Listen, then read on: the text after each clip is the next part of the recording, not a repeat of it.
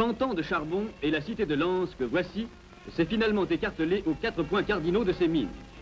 Tous les chemins de ce territoire mènent au charbon.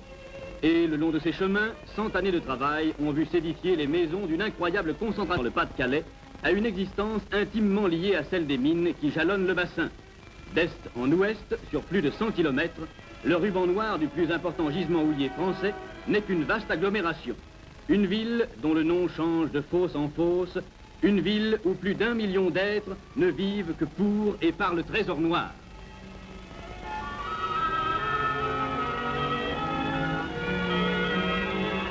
Histoire de Lens, histoire du charbon, de 100 ans de charbon. 1852, 1952, un siècle sommeille ici, au calme d'une étrange bibliothèque, où chaque livre raconte l'aventure d'un homme. Sur un rayon, nous avons recherché parmi tant d'autres les quelques souvenirs officiels du plus vieux mineur encore vivant.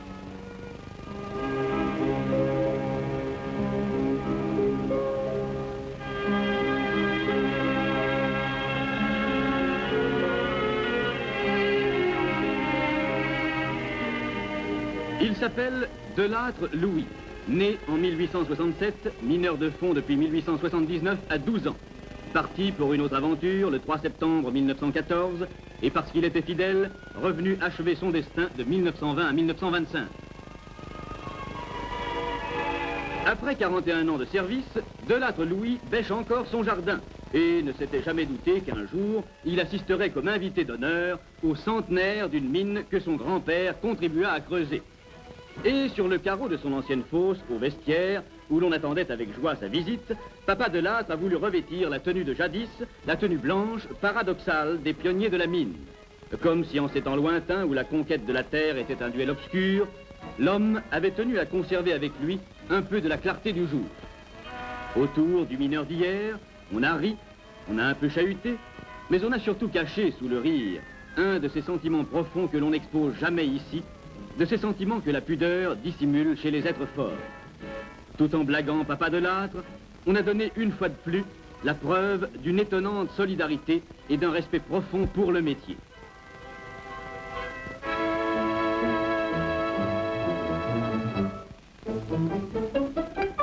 Puis, ce fut la descente, le voyage véritable. Ce moment où chacun, même des plus accoutumés, a conscience de s'engager dans l'exceptionnel. Et Delattre Louis, voyant disparaître le jour, s'est enfoncé dans la nuit, dans la grande inconnue du présent et dans la recherche du souvenir.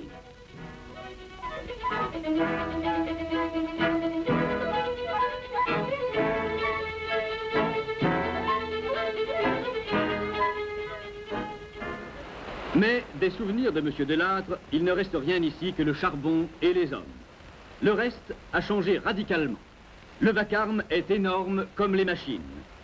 D'étranges vapeurs s'exhalent de ce bruit dans le frémissement mécanique de l'acier autour d'un mineur nouveau, un mineur technicien et maître de la machine.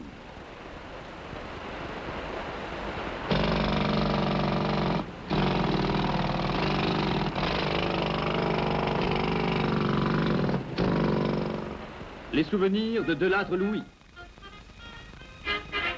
Un trou d'homme où, sous l'autorité du chef de famille, il était ce gamin aux pieds nus qui, dans son petit panier d'osier, ramassait la cueillette des grands.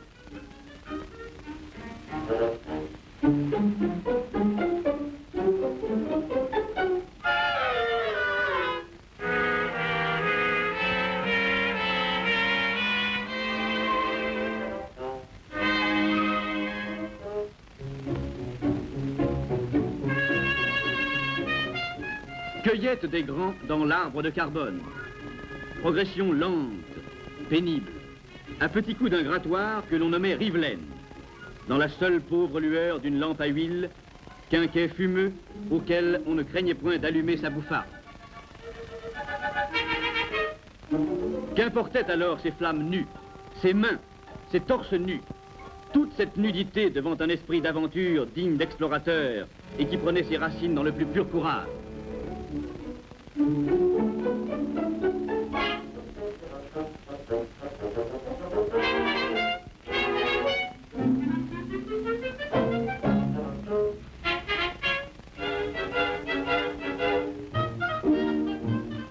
l'agriculture des profondeurs où le cheval tirait la charge comme au champ.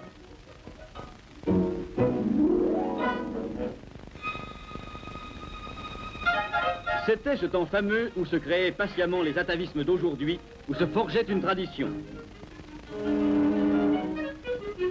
Tant de ces hommes à moustache en croc, personnages à la Jules Verne, conseils de la mine, descente dans un vague tonneau ou accroupe-t-on dans les berlines, vieux souvenirs, vieilles gens, photos fanées, femmes au buste généreux, à la jupe longue, et l'inévitable Monsieur Cheval pour tirer, pousser, charrier et faire l'acrobate. Mine d'hier à l'architecture hésitante, mine qui n'osait pas encore se proclamer ou qui au contraire adoptait dans l'orgueil de leur poussée hâtive les folles armatures du style à la mode, Galerie des Machines ou Trocadéro. De vieux grimoires fanés évoquent encore bien des choses. Salaire journalier 3 francs 25. 4,50, 2,60, 1,75. Celui-ci laissait des dettes pour 27 francs 25. C'était capricieux. Un tel parti en Amérique. Quant à lui, mauvais ménage dans les corons. Lui, enfin, préférait la moisson. Et là, tout en bas de la page, une écorchure profonde laboure le souvenir. Ici commence en effet le rappel en nos mémoires de la blessure affreuse que laissèrent en 1916 et 17 les bombes allemandes. Lens est rasé à 100% ainsi que toutes les mines qui l'entourent. Offensives et contre-attaques font de la région le théâtre d'une des batailles les plus cruelles de la guerre. Les fosses sont démantelées, dynamitées, noyées systématiquement, à ce point qu'après l'armistice, lorsqu'on les pompe, on en extrait un volume d'eau comparable à celui de la Seine à Paris pendant 15 jours. Et l'on a reconstruit tout cela avec la ferme volonté d'oublier dans le grand œuvre de paix les folles destructions de la veille. La vie dans le pays ne pouvait reprendre sans charbon, et le mineur, qui est toujours en pareil cas le premier sollicité, fut une fois encore le premier à son poste. Lens, détruit et reconstruit, était un symbole. Et tout au long du gisement, en réaction, semble-t-il, contre la ruine, la fièvre du constructeur aboutissait à l'important échiquier des mines du Nord. Qui ne connaît ces noms célèbres, sonnant un peu comme des victoires? Valenciennes, Douai, Hénin-Liétard, Oigny, Liévin, Béthune, Bruay, Auchel. 1945, infatigable, le mineur se remet à l'ouvrage. Il s'agit maintenant de moderniser. La nation avait alors pris en main les destinées de cette industrie clé. Des centaines de milliers de travailleurs allaient désormais tendre leurs efforts vers un but unique, le charbon français dont les houillères du Nord et du Pas-de-Calais fournissent la majeure partie. Et comme il fallait toujours plus d'électricité, les centrales naissaient l'une après l'autre, produisant les kilowatts par milliard. Et tant il est vrai que la chaîne des souvenirs nous ramène toujours au présent, le rêve de M. Delattre s'est achevé dans la réalité la plus convaincante, la plus incontestable. Le mineur n'a pas changé, les mots pour rire sont les mêmes qu'hier, mais la technique, en se développant, a fait de cet homme le maître de force de plus en plus grande.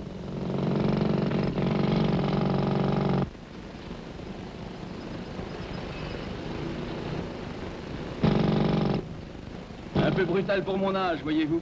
Mes bras en ont vu d'autres pourtant, et mes jambes me permettront bien encore de faire un peu de quatre pattes dans le charbon.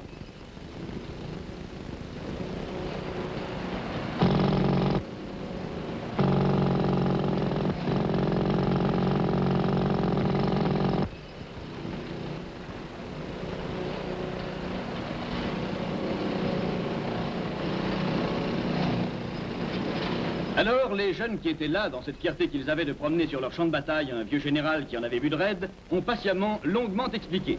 Le charbon abattu est simplement déposé sur ce tapis roulant qui court sans cesse le long de la veine. Au bout de ce premier parcours, dans une première cascade, il est entraîné par le ruissellement d'un second tapis plus rapide déjà. Une mine, aujourd'hui, c'est cela. Des kilomètres de caoutchouc qui circulent et du charbon dessus. De tapis en tapis, le flot ira grossissant jusqu'au puits, jusqu'au jour, où d'autres tapis encore le charrieront. Mais il ne suffit pas d'extraire, d'abattre comme on dit. Il faut aussi, pendant que l'on progresse, soutenir le toit. Hier du bois, aujourd'hui de l'acier. Et lorsque 8 heures se seront écoulées, on laissera les forces naturelles s'exercer librement en foudroyant. Chaque pilier d'acier récupéré sera remis en place un peu plus loin, de sorte que, de colonnade en colonnade, le gâteau de charbon sera grignoté.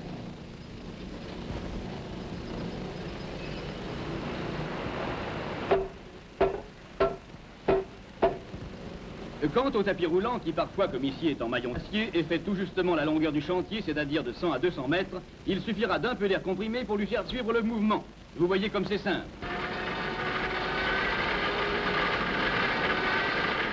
Le cycle des opérations n'aura plus qu'à reprendre en livrant une nouvelle tranche aux abatteurs, lesquels, vous allez voir, monsieur Delattre, ne sont pas gens à plaisanter.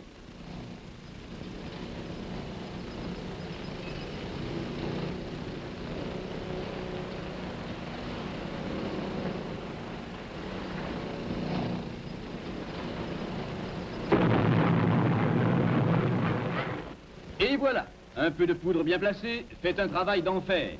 Le tapis a sa pleine charge pour un bon moment, cependant que le reste du massif que l'explosion a ébranlé, craquelé, est livré à la rage des marteaux-piqueurs.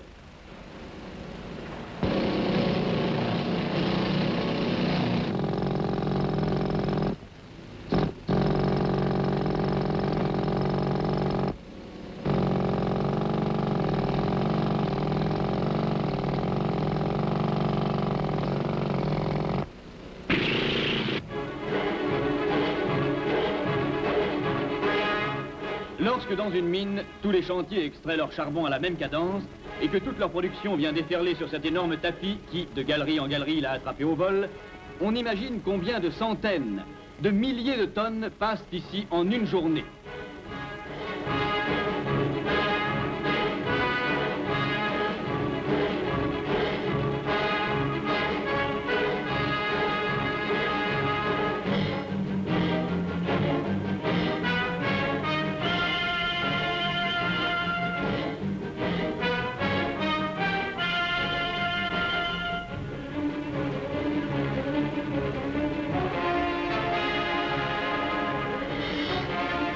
La dernière cataracte vient se briser entre les mains d'un seul homme qui en contrôle le débit à petits coups patients d'un robinet à charger les wagonnets, les berlines.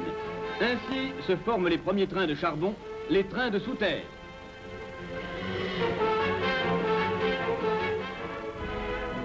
Alors, Delattre Louis, qui voulait tout voir avant de remonter au jour, et pour la dernière fois sans doute, s'est arrêté ici, s'est fait expliquer le pourquoi de ceci, de cela. Delattre Louis a glané en ce jour étonnant autant de souvenirs peut-être qu'il n'en avait rapporté de ses campagnes d'hommes pour ses petits-enfants. Il avait bien mérité d'être ainsi informé, de pouvoir faire le point entre le passé et le présent.